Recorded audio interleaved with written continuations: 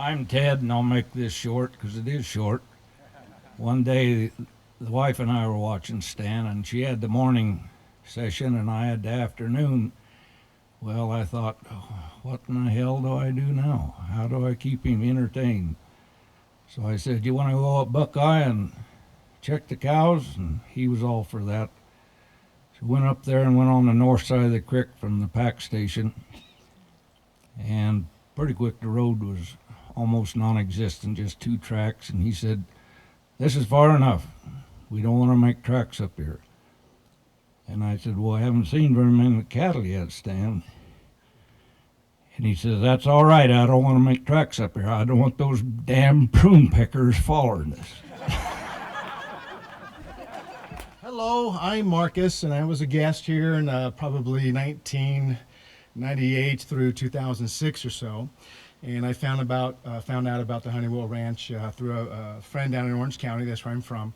Handed me a pamphlet. Says you got to go up to this beautiful ranch up there. And I waited about 2 years before I finally came up here. And then I realized, my gosh, this is God's country, and I couldn't wait to get up the following each year after that. But my famous story that I tell all the other people who don't know about the Hunewill Ranch is one of many memories that we probably all have to choose from. Is one day, couldn't tell you what year, but I was out just walking around enjoying the view, and Stan was out getting ready to get in his little red, I think a red truck.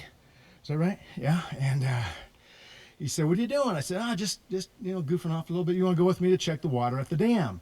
I had no idea what that meant, but so sure, let's go.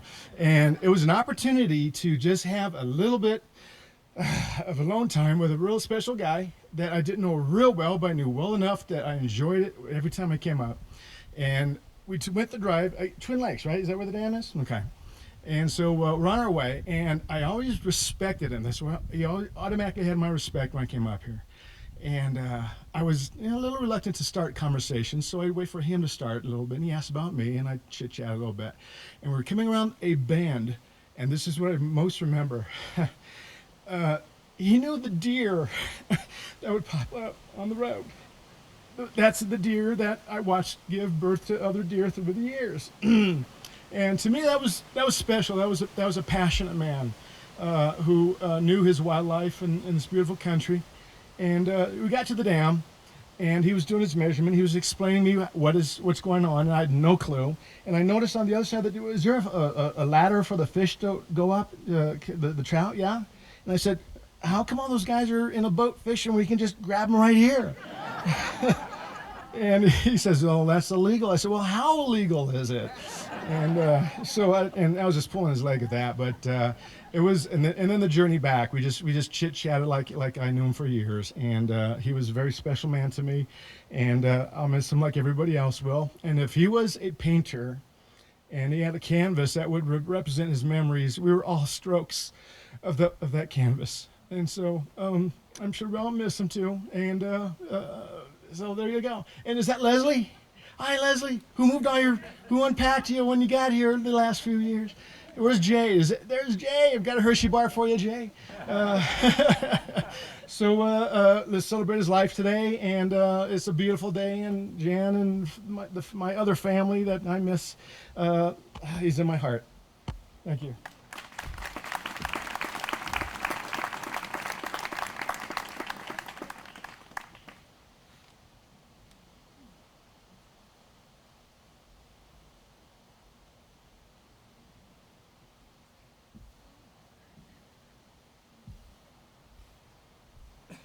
I've been coming to the Hunewill Ranch way too long. I guess 76 years. And I met Stan when he was 6 and I was 12. And Stan was always a friendly, giving boy as a little boy. And my brother was a little bit younger than me, but he was a year older than Stan. And we lived in the city then. And I'm Jim O'Banion, and I live in Wellington, and I've been farming there for 60 years because I came up here when I was 12, and I wanted to live in Bridgeport, and there wasn't anything for sale to make a living on. so I had to buy a ranch in Wellington. But Bill, my brother, when he was 7, traded a couple of little lead soldiers to Stan when Stan was 6. And we'd never seen cowboy hats before, living in the city. And so my brother come in with this cowboy hat on. He said, "Where'd you get that?" "Oh, I traded it from Stan." And my mom said, "Well, you got to give that back. You can't take his hat." And he was pretty unhappy. But Stan didn't care.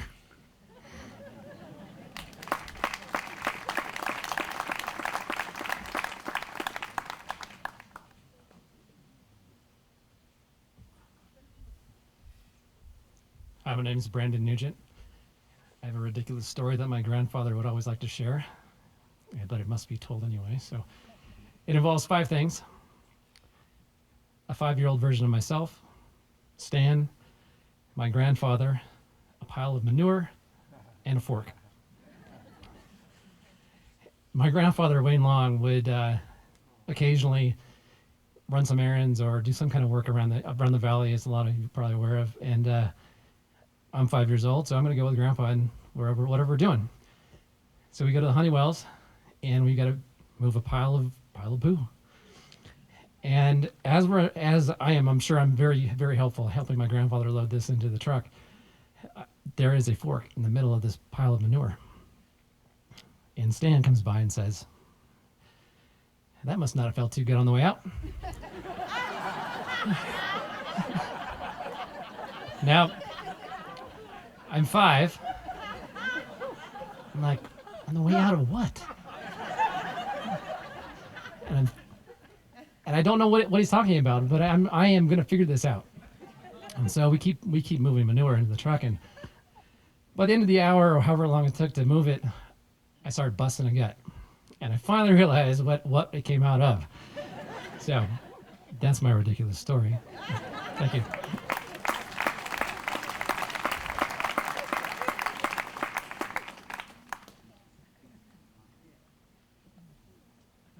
Anybody else right now?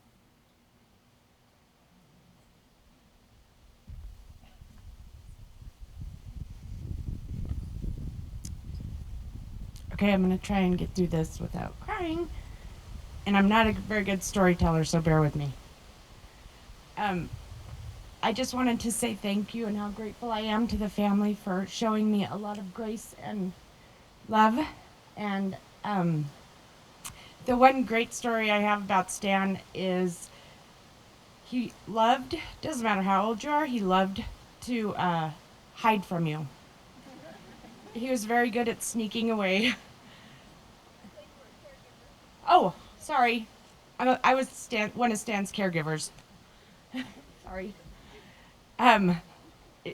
It was just I guess it was, you're only as old as you feel inside, and Stan lived his life. Somebody said how free he was and just always happy, and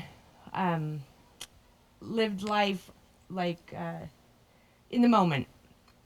And I think that's a really great way to live your life and to honor Stan, to have a smile on your face and maybe play a little hide and seek. And so anyways, Stan, he was a great guy.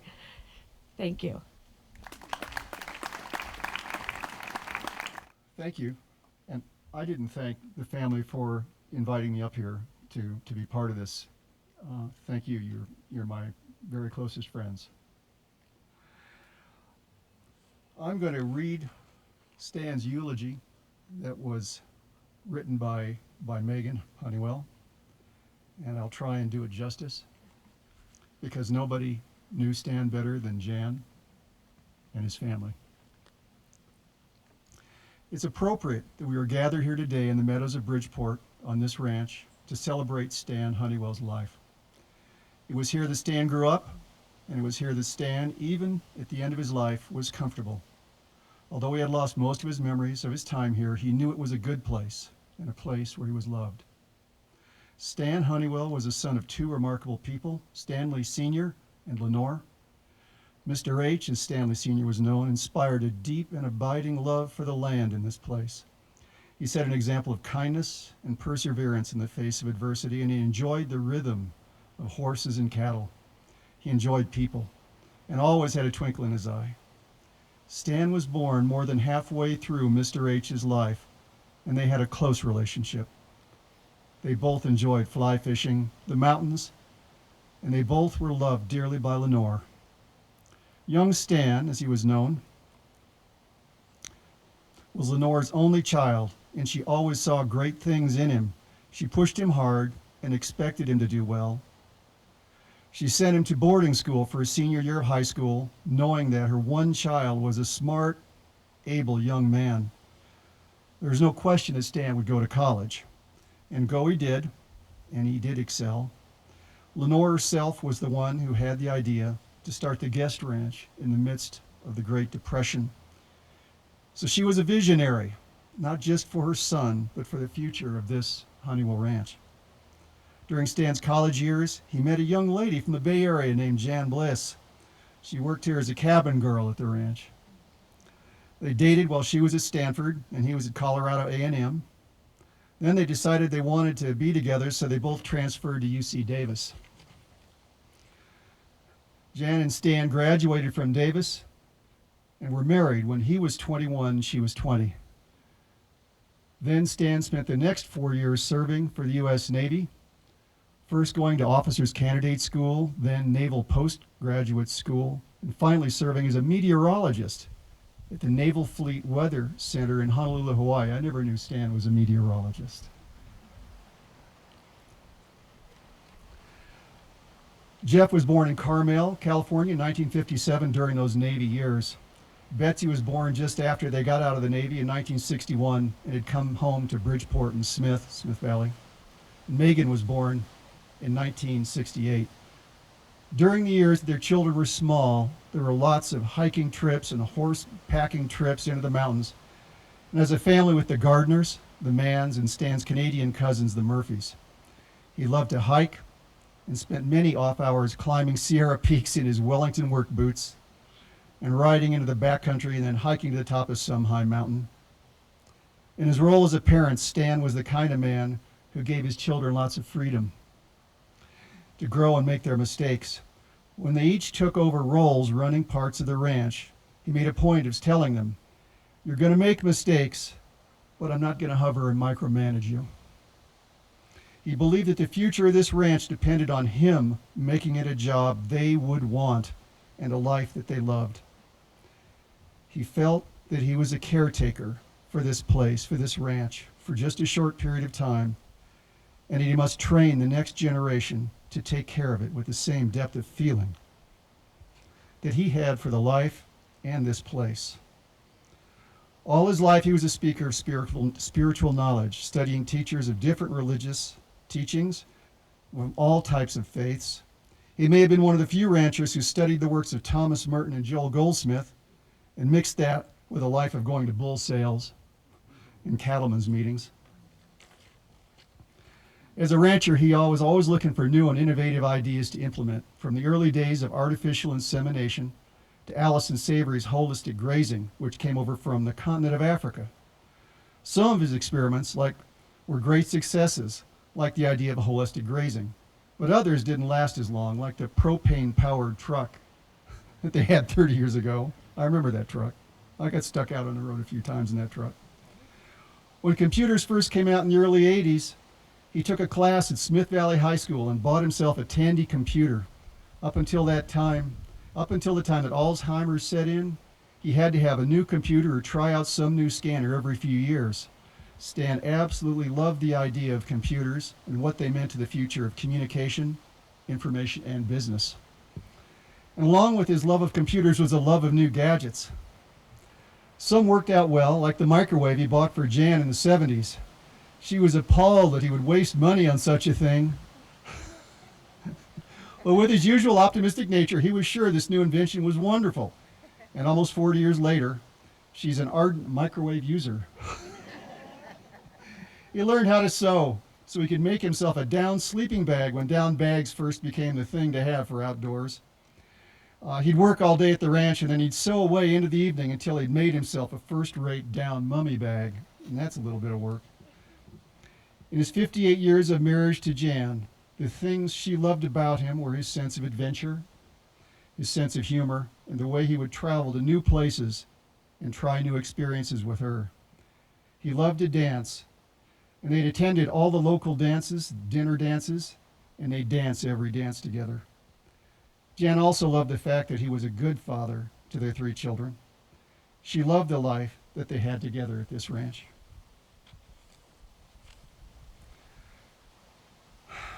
We're all here today to honor this fine, wonderful man and reflect on what it was we learned from him and what he brought into our lives. For many of us, it was a sense of humor, his love of wordplay, which never left him during his Alzheimer years, his deep spiritual side, and his love for Jan and family, and his love for nature and place. We'll take these things with us into our lives, and we'll all be better for it. The Hunewill family wants to thank everyone who's here today to honor Stan and to celebrate his life. There are many others that wanted to be here today. We could have filled this whole darn valley, but stuff happens and they couldn't make it. So we respect that. They would have loved to be here. So thank you all. And we're going to have another song.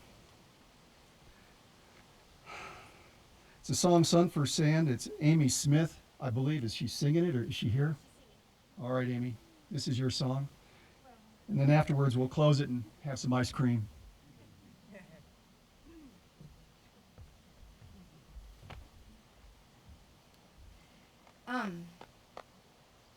I'll tell a couple quick stories because I didn't want to walk up here twice. Stanley, I've worked here on and off for 31 years, and I've known the family for many years before that. And can you hear me? Okay. And anyway, one of the things that I always enjoy, well, first of all, just going back to what Frank said, as young'uns here, we'd kind of tear it up a little bit at night and maybe be having a little party or something, and all of a sudden we'd hear this deadly quiet voice, "I think you kids better go to bed now."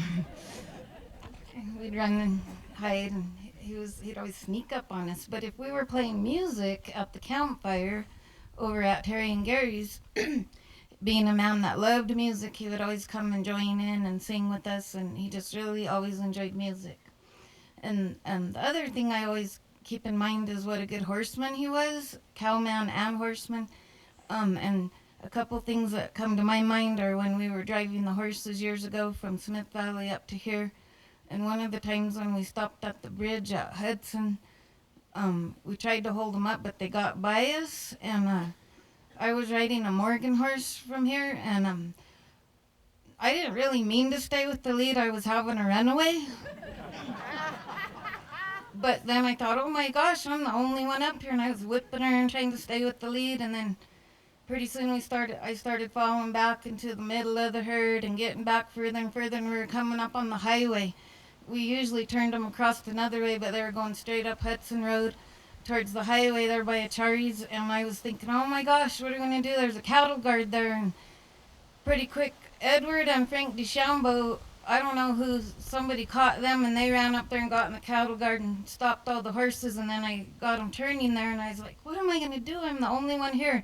Pretty quick, here comes Stan, just fogging it over the hill, and he helped me, and he and I were the only ones there for a real long time, and it ended up being all right, but it was kind of scary, but he was quite a horseman. And another time when we were running the horses and we were by between Wiley's and Sulphur there, almost to Wiley's, those meadows that start, I was kind of in the lead off the side a little bit, and he was right behind me, and I looked back just in time to see his hat fly off, and I thought, oh my gosh, what's he gonna do? And I'm running along, and I kept looking back, and by golly, he jumped off. I hollered, are you all right? And he said, yeah, and he grabbed his hat. His horse was spinning. He leaped back on and caught up again.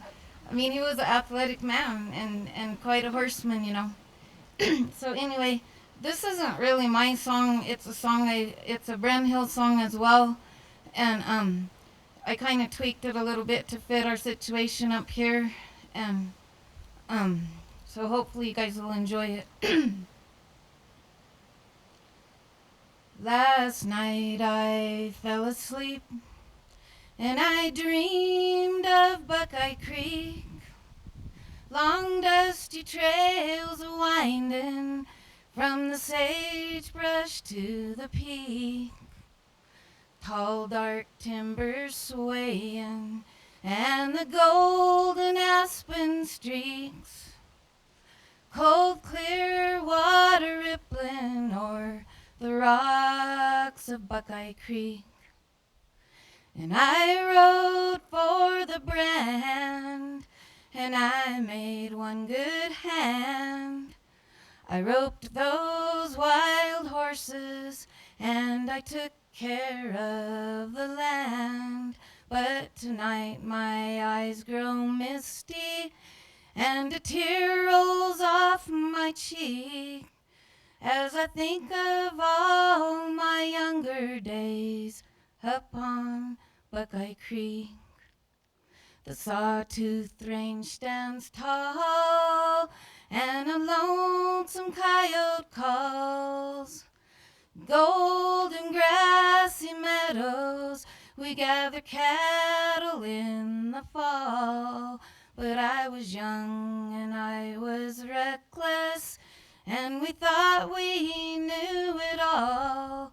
Now I'm stuck here in this prison with my back against the wall. But I rode for the brand, and I made one good hand. I washed my reckless soul inside the blood of this land. But today my eyes grow misty, and the tears roll off my cheeks as I think of all I'll leave behind up on Buckeye Creek. And I can see her still, a pretty dark-haired girl. I loved her then, and you all know that I forever will. But my eyes are growing tired, and it's hard for me to speak as I think of all my younger days up on Buckeye Creek. I'll close my eyes just one last time, and I'm home on Buckeye Creek.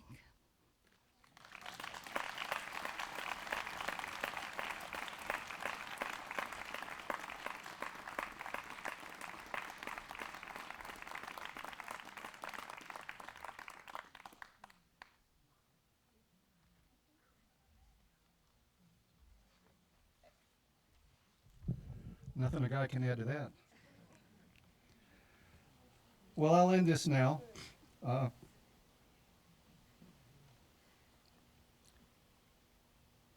there's really nothing I can say after that.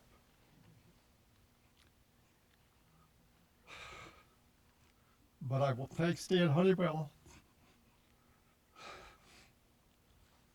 for all that he gave us, and certainly all that he gave me. So let's go have some dessert.